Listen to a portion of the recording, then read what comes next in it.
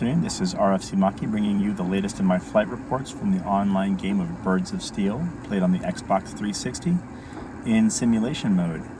The last several weeks I've been trying to fly in the Spitfire Mk1, an early war Spitfire that presents a lot of challenges, both in its lack of energy, so it's kind of slower than a lot of the later war planes. It lacks the heavy cannons that help to bring down other planes, and it has a tendency to stall when you pull negative Gs. That is, when you dive your nose down, the carburetor, I guess it has a float carburetor, and that causes the engine to stall. I had started an online game. I had some people on my team and at least 2 players in the opposing team, and right off the bat I was able to track, as I approached the center beacon on this Ruhr map, I was able to track a BF-109 that had raced to the center of the board. So I spotted it as it was flying, a little bit different than the rest of the AI, and gave some warning shots there, got on its tail, and managed to put a little bit of a hit on an oil tank at that point. The guy still hasn't reacted, and so I was able to bring him down for the first kill right off the bat. That would be my first kill. I believe that was a BF-109 Emil. The E, also an early war Spitfire. An early war 109. I never had any problem shooting that guy down because I was in an early war plane myself. So 1 kill right off the bat. One of the perks of this plane is that it does turn really, really well, and it has a really nice rear view, so I'm actually able to look backwards. Just this weekend I played a game, I was able to play a game with a guy from our Facebook page called Sergeant Awesome. And he and I were on chat while we were playing, and so it was nice to get to talk to somebody while you're flying against him. And one of the things that I discovered in combating against him was that it really is important to be able to look around and spot enemies. Here I'm coming up on a G50 and actually overshot the guy. On an Italian plane. I don't remember the name of it. No, it's a G50. I overshot the plane, was unable to slow down enough to stay behind him, and because it was an AI plane, I wasn't so concerned, and so I let it go after overshooting him. There was no reason to slow down, lose my energy, and put myself at risk. Spotting another plane, one of the AI shot down, an enemy AI, so there's nothing to deal with there. So here I am taking advantage of the nice turn rate of this plane, and actually the Spitfires have a really good wing area to body energy ratio, to engine energy ratio, so they really have a really nice climb. So these guys do a very good job, and I can manage, I think at this point, to not stall out of these planes all that much.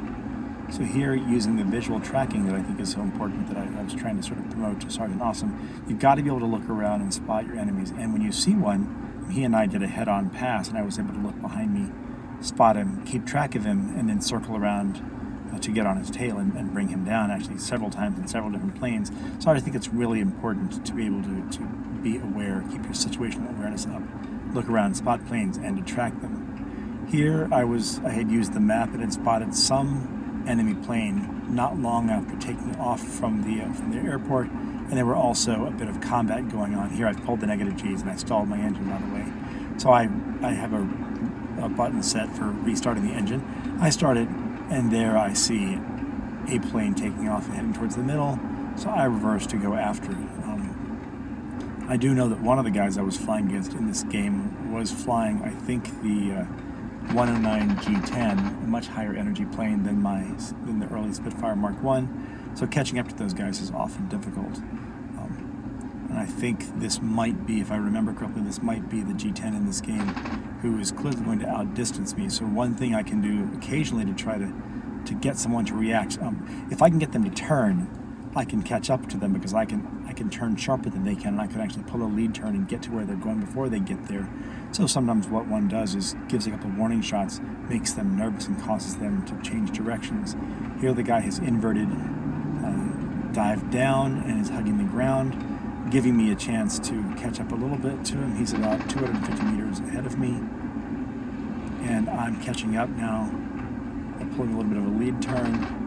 This is, in fact, the G10. And I overshot him. I think that's the G10. I overshot him. And in this case, even though I was just talking about the importance of visually tracking, I managed to lose the guy here. I had no idea where he went, and here I am climbing up to get a better view, doing a little bit of circling, knowing that he's bound to be around somewhere. A good player, when you overshoot them, will immediately get on your tail and make you pay for that.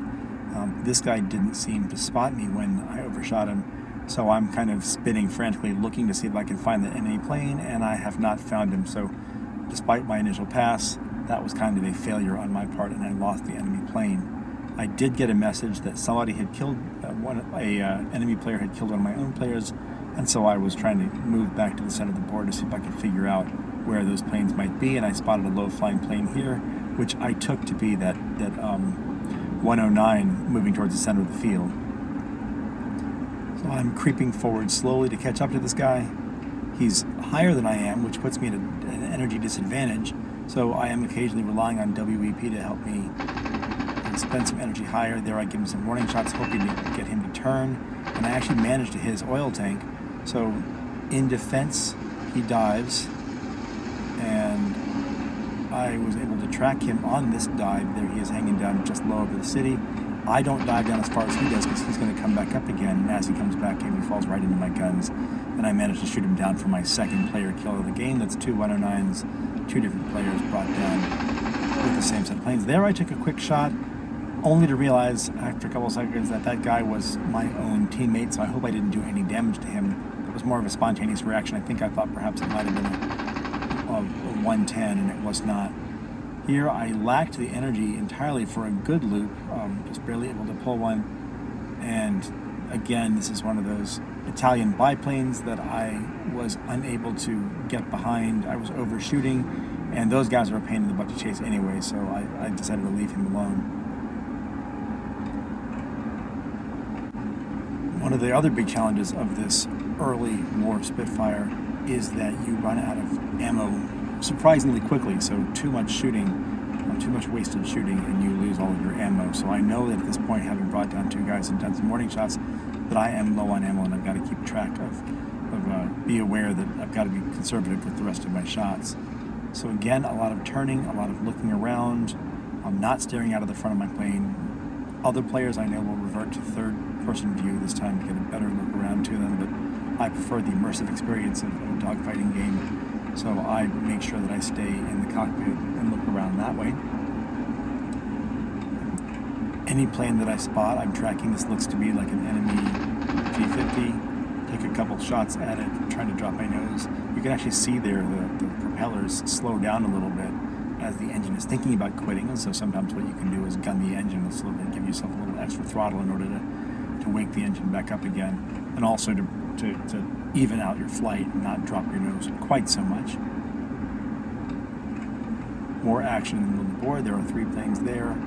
A quick check of the 6 to make sure that nobody's behind me. I'm trying to do more visual relying and less relying on the map. I can see to my right there, those are 2 gladiators chasing something. I don't know what it is, but they probably have the guy taken care of. And here we have a head-on pass with the G50. So I let that one go, and then try for more spinning around the middle of the board, since I was at this point on the hunt for either one of those enemy planes. Another quick check of the 6, and this is such a nice plane because you actually can see out of your 6 much better. I also flew recently the 109 AMIL, which has that giant gun shield behind you, and you can't see anything at all without rolling heavily left and right. At least this plane you can keep relatively straight and see if you can figure out what's behind you. So lots of circling the center of the board, spotting something up ahead, rising to meet it, but also wanting to keep an eye on my 6. I think I saw some gunfire there and decided I was going to turn to try to break defensively and leave the distant guy alone. And here's the plane I think I was on my tail. It was an AI, so I was able to reverse, keep track of it visually, and reverse to get on him. He starts to head towards me, and I know he's going to break into me, so I started shooting there.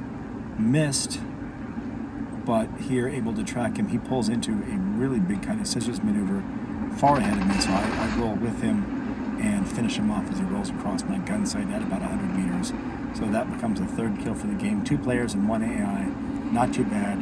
And at this point, I know that I'm very low on ammo, so it makes sense to think about heading back pretty soon to my own airfield to reload and try to repair. It's always nice when you end a game that without actually having to to get shot down, and so that's another reason why it's nice to head back to the airbase. Not a bad game so far, 3 kills, and tracking enemy planes. Here I drop my nose again, risk shutting my engine off.